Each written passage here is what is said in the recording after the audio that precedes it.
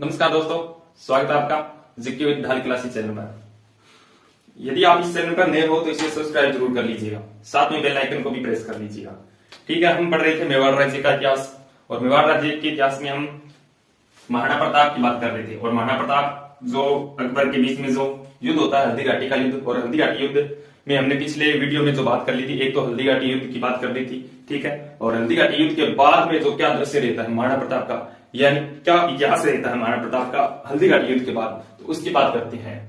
यानी हल्दी घाटी युद्ध के बाद एक तो 1536 ईस्वी के में जो अकबर है वो खुद यानी मेवाड़ पर आक्रमण करेंगे, उदयपुर पर अधिकार कर लेंगे, उदयपुर का नाम मोहम्मदाबाद कर देंगे।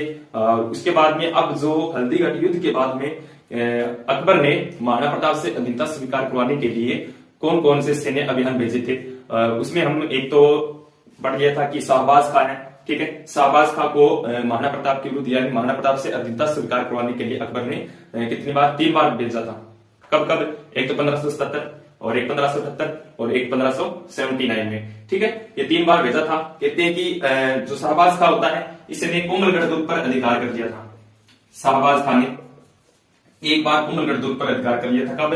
1578 ईस्वी को। जब युद्ध कौन सा होता है?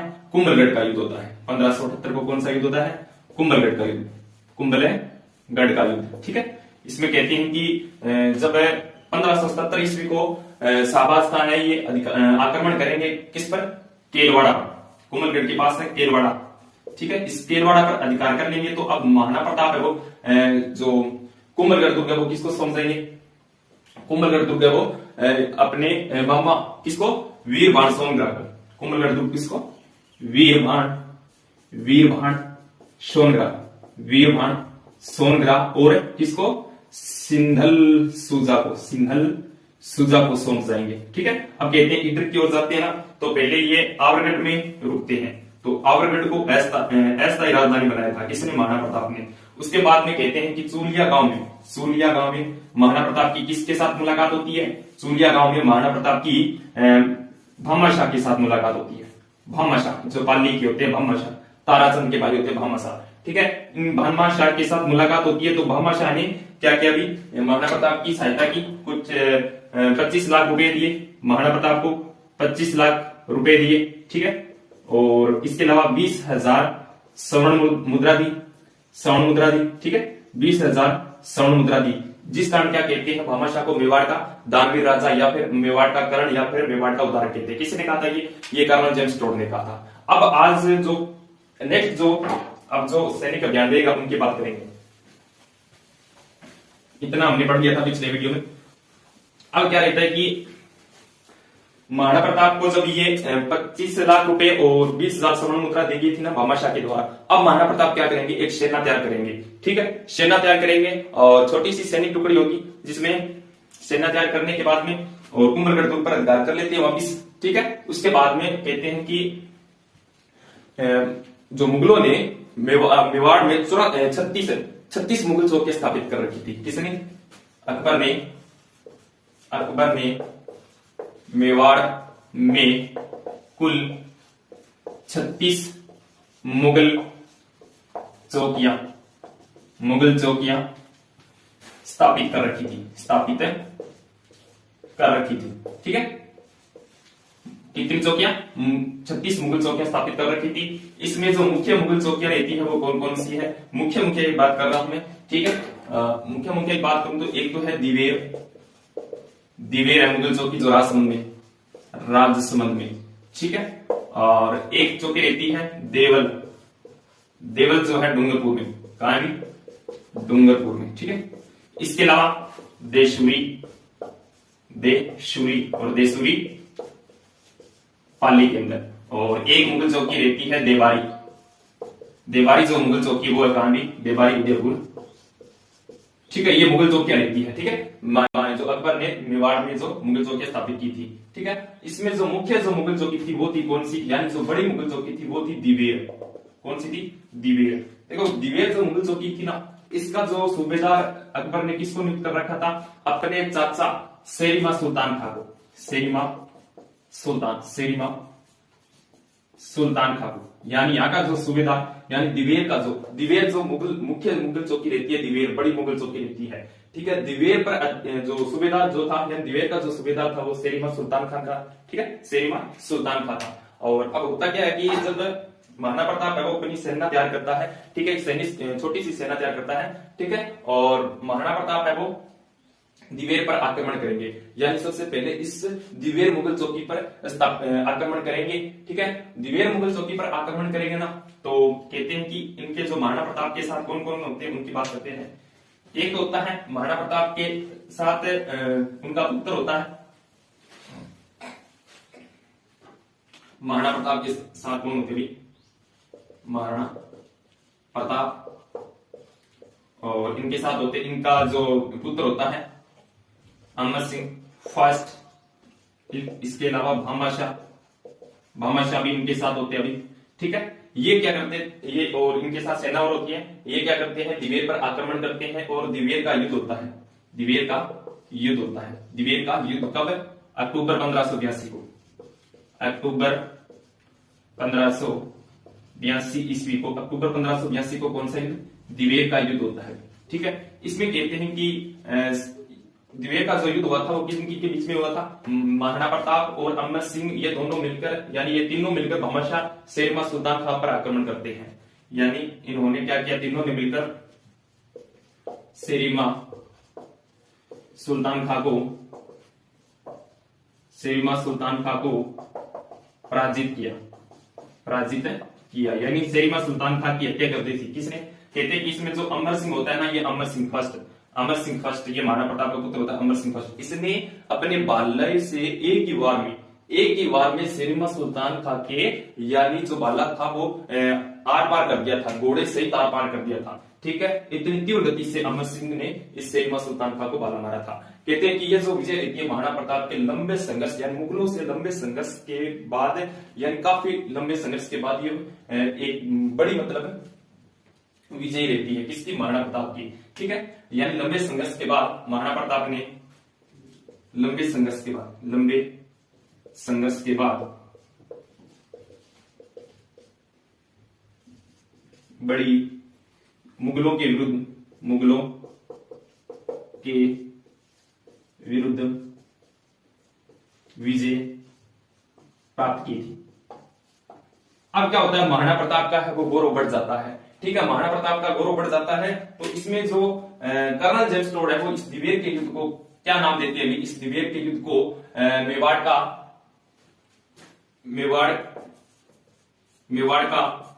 मैराथन कहते हैं। दिवेर के युद्ध को क्या कहते हैं, कर्नल जेम्स टोड ने क्या कहा, कर्नल जेम्स टोड ने दिवेर के युद्ध को मेवाड़ का मैराथन कहा है, लेकिन कर्नल जेम्स टोड ने मेवाड़ की थर्मोपोली का युद्ध किसको बोला, हल्दी घाटी के युद्ध को बोला है, लेकिन दिवेर के युद्ध को क्या बोला, मेवाड़ का मैराथन कहा है कर्नल जेम्स टोड ने, ठीक है। अब कहते हैं कि महाराणा प्रताप ने धीरे धीरे जो मेवाड़ है, मेवाड़ में, या मैं कहूं मेवाड़ में जो मुगल चौकियां स्थापित कर रखी थी अकबर ने, उन सभी पर धीरे धीरे अधिकार कर लिया था, जिसके कारण अब महाराणा प्रताप का गौरव है वो बढ़ जाता है, ठीक है। और इससे पहले 1580 में अकबर ने एक अब्दुल रहीम खाना को भेजा था महाराणा प्रताप से अधीनता स्वीकार करवाने के लिए, उसकी बात करते हैं। 1580 ईस्वी में अकबर ने किसको भेजा था, भी महाराणा प्रताप से अधीनता स्वीकार करवाने के लिए अब्दुल रहीम खाना को भेजा था, ठीक है। और कहते हैं कि अब्दुल रहीम खाना ने शेरपुर में शिविर लगाया था, ठीक है, और शेरपुर में शिविर लगाया, फिर महाराणा प्रताप के जो पास जाते हैं, यानी महाराणा प्रताप के विरुद्ध जाते हैं, उनसे अधीनता स्वीकार करवाने के लिए। कहते हैं कि पीछे से क्या करता है, जो महाराणा प्रताप का जो पुत्र होता है अमर सिंह फर्स्ट, उसने क्या किया, वो मतलब शेरपुर से गुजर रहे थे, ठीक है, शेरपुर से गुजर रहे थे, तो उसने देखा भी यहाँ पर तो जो अब्दुल रहीम खाना ने शिविर लगा रखा था, ठीक है, मेवाड़ में। और उन्होंने क्या किया, अमर सिंह फर्स्ट ने अब्दुल रहीम खाना की बेगमों का अपहरण करके और कहा ले जाते हैं, मेवाड़ ले जाते हैं, ठीक है। और कहते हैं कि इस कर्तव्य को धर्म के विरुद्ध बताया था, किसने, महाराणा प्रताप ने इस कर्तव्य को धर्म के विरुद्ध बताया, तो यानी महाराणा प्रताप ने कहा कि आप अमर सिंह को कहा कि आप सही सलामत उनकी बेगमों को वापिस छोड़ के आ जाओ, ये धर्म के विरुद्ध है। ठीक है, जिसके कारण कहते हैं कि अब्दुल रहीम जो खाने खाना है वो वापिस चला जाता है। ठीक है, अब उसकी बात करते हैं 1580 ईस्वी में। 1580 ईस्वी में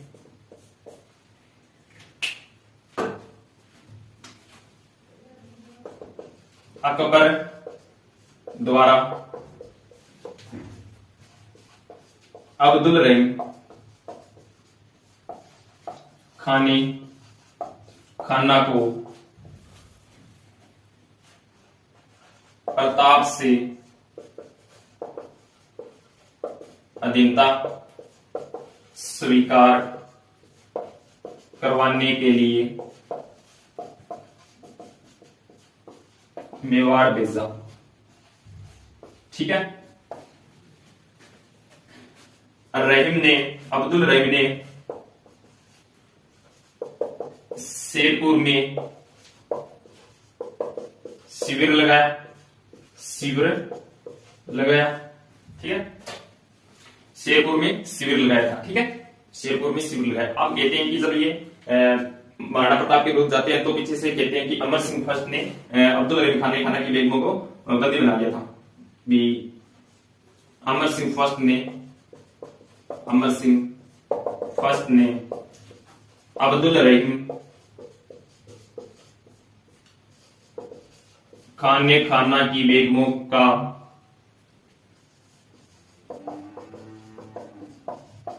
अपहरण कर मेवाड़ ले गया था। ठीक है, मेवाड़ ले गया, लेकिन महाराणा प्रताप ने या राणा प्रताप ने इस कर्तव्य को धर्म के विरुद्ध बताते हुए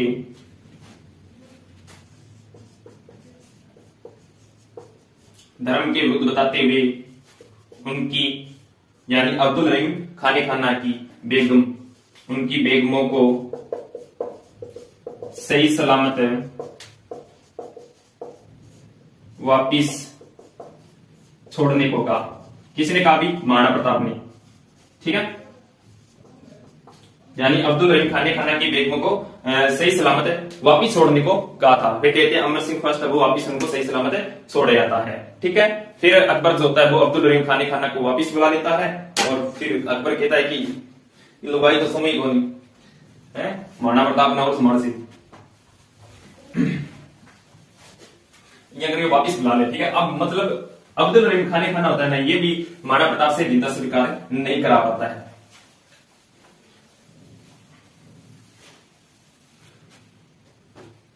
अब अकबर ने 1584 ईस्वी में जगन्नाथ कछवाहा को भेजा था महाराणा प्रताप से अधीनता स्वीकार करवाने के लिए, लेकिन जगन्नाथ कछवाहा भी असफल रहता है महाराणा प्रताप से अधीनता स्वीकार करवाने के लिए। ये जो जगन्नाथ कछवाहा को भेजा गया था 1584 में, ये महाराणा प्रताप विरुद्ध भेजा गया अंतिम व 5वां सैन्य अभियान था, यानी अंतिम सैन्य अभियान था। उसके बाद में कभी भी अकबर ने महाराणा प्रताप से अधीनता स्वीकार करवाने के लिए कोई भी सैन्य अभियान नहीं भेजा था। ठीक है, फिर 1585 में वो क्या करते हैं, चाउंड में लूणा चाउंडिया को मारकर और उसके बाद में चाउंड को अपनी आपातकालीन व्यवस्थाई राजधानी बनाता है। फिर 1585 से 1597 तक कोई भी सैन्य अभियान नहीं आता है। किसके विरुद्ध? महाराणा प्रताप के विरुद्ध अकबर के द्वारा। ठीक है, उसके बाद में ये जो काल रहता है शांति काल रहता है। ठीक है, 1584 ईस्वी में किसको भेजा था? 1584 ईस्वी में अकबर ने प्रताप के विरुद्ध जगन्नाथ कछवाहा को, किसको? जगन्नाथ कछवाहा को अंतिम बार भेजा था प्रताप के विरुद्ध। अब आपसे क्वेश्चन पूछ लिया जाए कि महाराणा प्रताप के विरुद्ध अंतिम जो सैन्य अभियान कौन सा था? अकबर के द्वारा भेजा गया अंतिम सैन्य अभियान किसके नेतृत्व में भेजा था? तो जगन्नाथ कछवाहा के नेतृत्व में भेजा था। कब भेजा था? 1584 ईस्वी में। लेकिन जगन्नाथ कछवाहा भी क्या रहता है, जिनका स्वीकार करवाने में असफल रहता है, असफल रहता है, यानी महाराणा प्रताप से जीता स्वीकार नहीं करा पाता है। लेकिन कहते हैं कि मांडलगढ़ में इनकी क्या हो जाती है, मृत्यु हो जाती है। मांडलगढ़ में मृत्यु हो जाती है, और यहीं पर ही मांडलगढ़ भीलवाड़ा में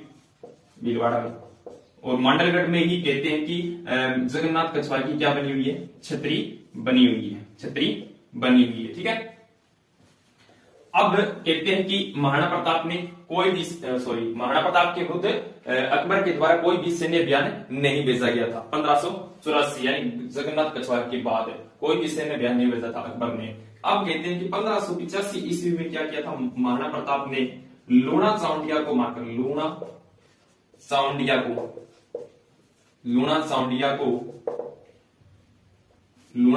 को मारकर और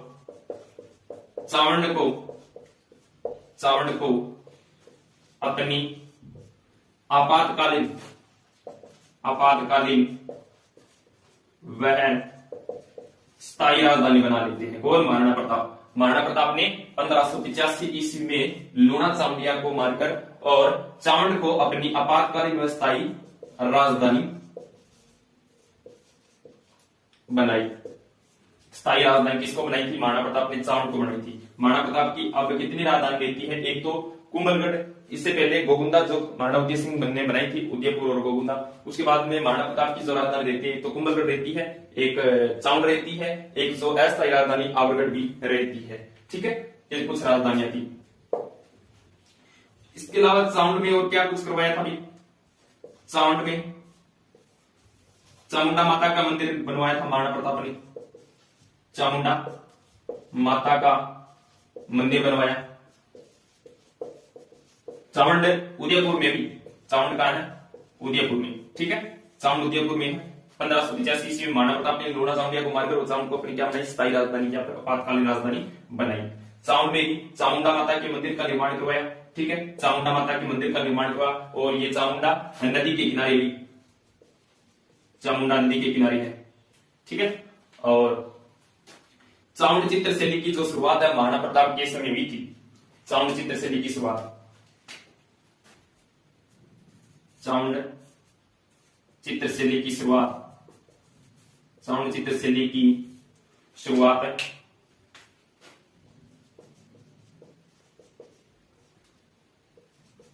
राणा प्रताप के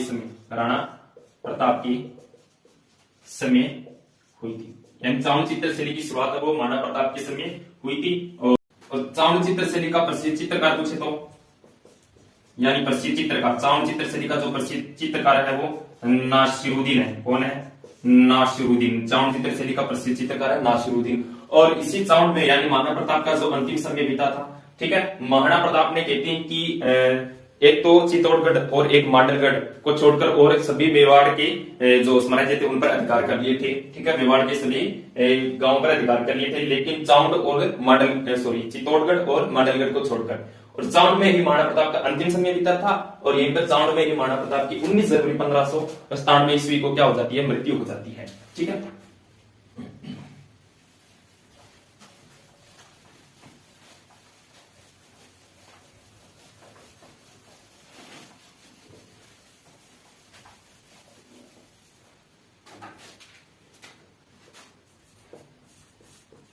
चावंड उदयपुर।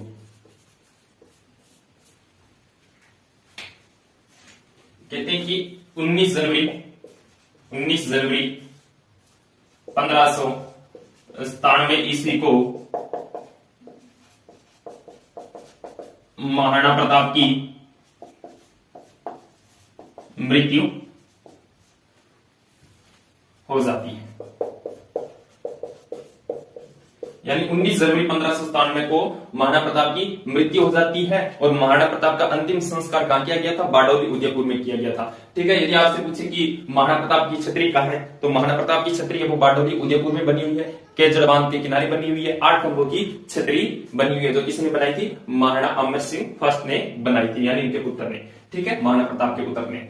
ठीक है, अब जो एग्जाम की दृष्टि से जो महत्वपूर्ण तथ्य है ना, उनकी मैं बात कर लेता हूं। उसके बाद में महाराणा प्रताप का जो चैप्टर है वो कंप्लीट हो जाता है। ठीक है। फिर जो नेक्स्ट जो शासक बनेंगे वो कौन बनेंगे, महाराणा प्रताप के जो पुत्र अमर सिंह फर्स्ट बनेंगे। जो महत्वपूर्ण तथ्य है उनकी बात कर लेता हूं मैं। यदि आपसे पूछे कि महाराणा प्रताप की हरावल सेना का नेतृत्व किसने किया था, और एकमात्र जो मुस्लिम सेनापति कौन था, और एकमात्र जो वीर सेनापति कौन था, यानी इनसे एग्जाम में क्वेश्चन पुट होते हैं, ठीक है। महाराणा प्रताप की सेना में एकमात्र मुस्लिम सेनापति, ठीक है, और एकमात्र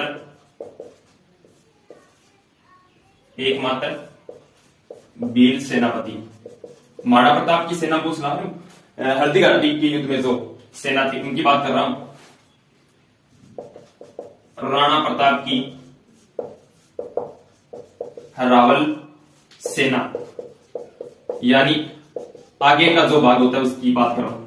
हरावल सेना होते हैं आगे का जो आगे जो होते हैं ना मुख्य जो सेनापति, उनकी बात कर रहा हूं। तो हरावल सेना का नेतृत्व हरावल सेना का नेतृत्व किसने किया था, महाराणा प्रताप की हरावल सेना का। उसके बाद में चंदावल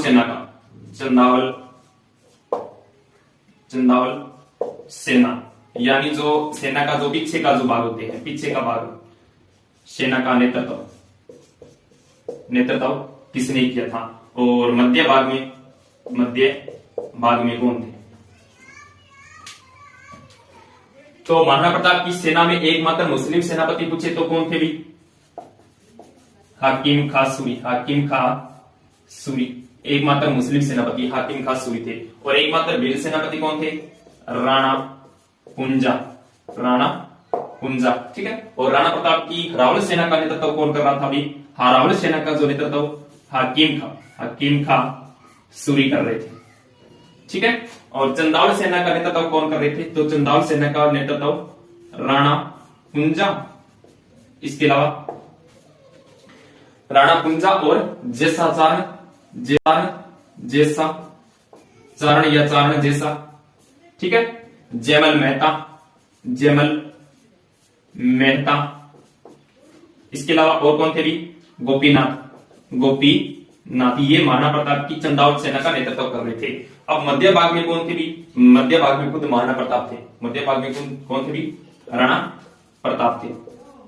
अब आपसे पूछे कि सांप्रदायिक सद्भावना के क्षेत्र में दिया जाने वाला पुरस्कार कौन सा है, तो सांप्रदायिक सद्भावना के क्षेत्र में दिया जाने वाला पुरस्कार है हाकिम खां सूरी पुरस्कार, ठीक है। ये भी क्वेश्चन पूछ लिया जाता है एग्जाम में भी, सांप्रदायिक, चलो मैं आगे बताता हूं, सांप्रदायिक सद्भावना से संबंधित है, सारी बात बता दूंगा।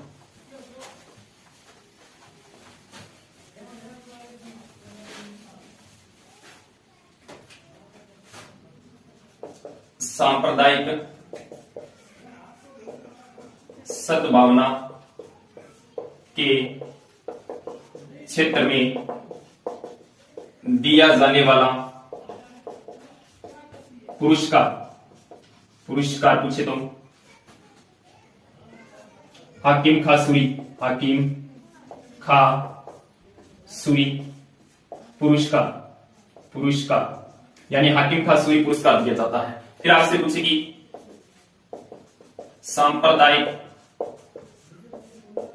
सद्भावना के देवता कौन है, सांप्रदायिक सद्भावना के देवता पूछे तो रामदेव जी है, ठीक है, रामदेव जी है। और आपसे पूछे कि सांप्रदायिक सद्भावना का जिला तो अजमेर है। और सांप्रदायिक सद्भावना की देवी पूछे तो सांप्रदायिक सद्भावना की देवी तो सच्चिया माता है, सच्चिया माता। और सच्चिया माता का जो मंदिर है वो कहां बना हुआ है भी, ओसिया जोधपुर में बना हुआ है, ओसिया जोधपुर में सच्चिया माता का मंदिर बना हुआ जो सांप्रदायिक सद्भावना की देवी कहलाती है, ठीक है।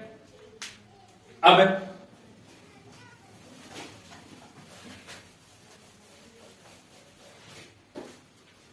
महाराणा प्रताप से संबंधित है, जैसे कोलियारी, कोलियारी उदयपुर में है।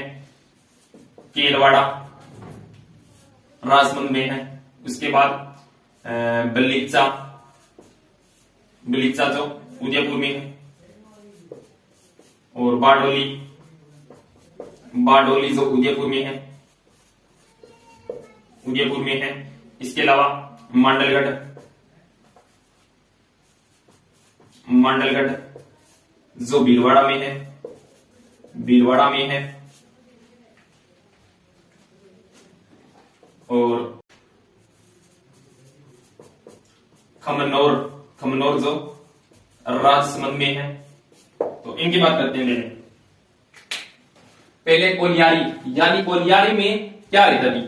कोलियारी जो है ना, कोलियारी उदयपुर में है। महाराणा प्रताप ने घायल सैनिकों का इलाज करवाया था। घायल सैनिकों का इलाज, अपुल से महाराणा प्रताप ने घायल सैनिकों का इलाज कहां करवाया था? कोलियारी उदयपुर में। केलवाड़ा राजमंद में, यानी केलवाड़ा में ये क्या था? अभी नियंत्रण कक्ष, मतलब सैनिक छावनी, महाराणा प्रताप की सैनिक छावनी केलवाड़ा राजमंद में। बलीचा गांव उदयपुर, यानी जो जब महाराणा प्रताप घायल हो जाता है युद्ध में, तो जो नाला को पार करते ही बलीचा गांव में जो चेतक घोड़े की मृत्यु हो जाती है। ठीक है, तो वहां पर क्या बनी हुई? चेतक घोड़े की छतरी बनी हुई है। चेतक की छतरी, चेतक की छतरी यानी महाराणा प्रताप का घोड़ा, राणा प्रताप का घोड़ा।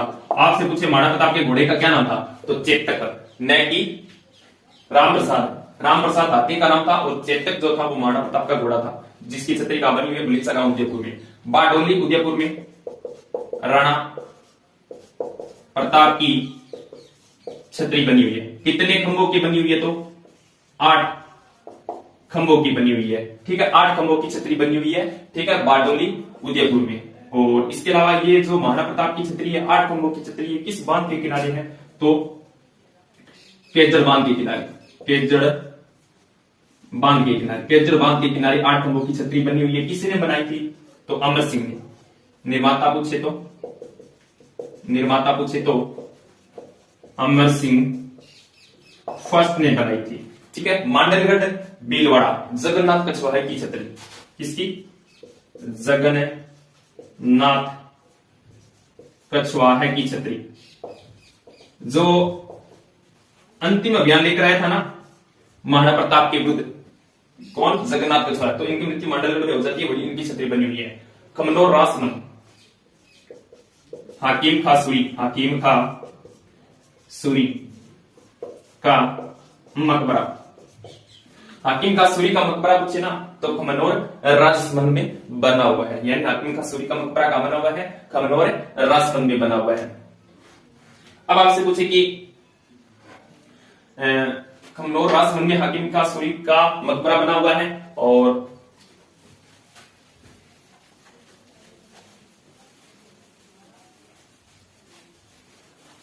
प्रताप का शस्त्रागार पूछे ना, तो माया की गुफा है। महाराणा प्रताप का जो शस्त्रागार,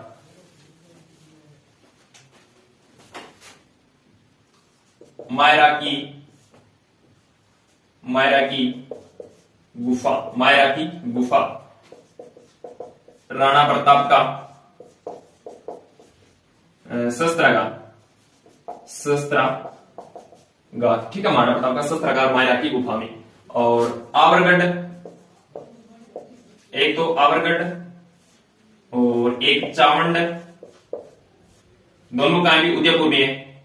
आवरगढ़ जो है महाराणा प्रताप की अस्थायी राजधानी, राणा प्रताप की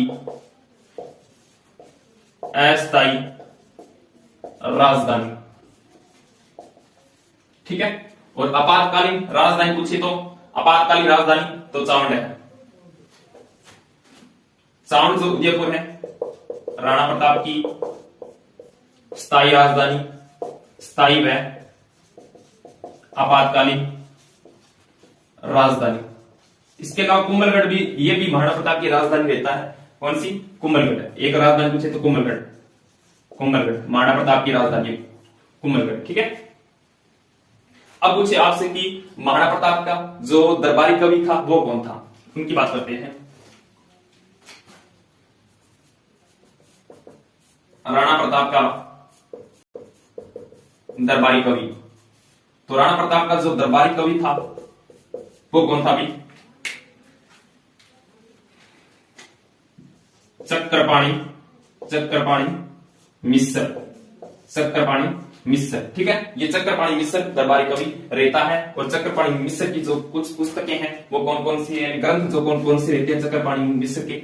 चक्रपाणि मिश्र ने कौन कौन से ग्रंथ लिखे थे? एक तो लिखे थे विश्व वल्लभ और मुहूर्त माला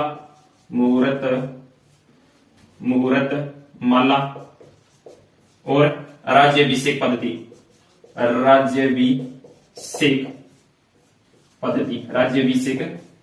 ये चक्रपाणि मिश्र ने महाराणा प्रताप के दरबार में रहकर और ये 3 ग्रंथ की रचना की थी। इसके अलावा पूछे आपसे महाराणा प्रताप का एक चारण कवि और था।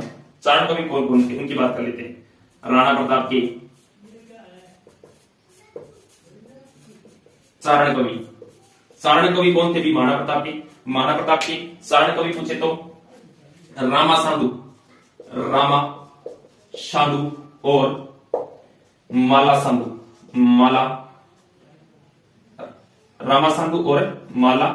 शांडू, ये क्या थे? चारण कवि थे महाराणा प्रताप के।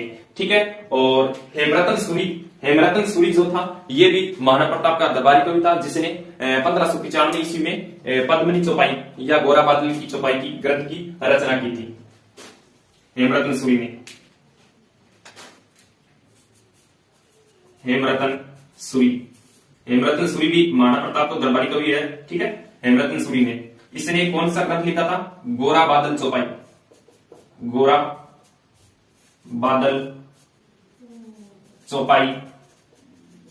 और पद्मिनी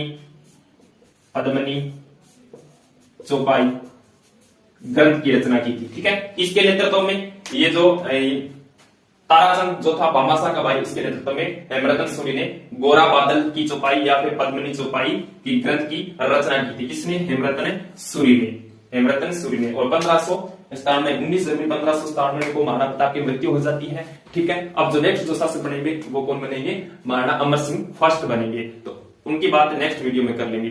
ठीक है, आज के लिए इतना ही। वीडियो अच्छा लगा तो इसे लाइक करना और ज्यादा से ज्यादा शेयर करना। यदि चैनल पर नए हो तो इसे सब्सक्राइब जरूर कर लीजिएगा। Thank you.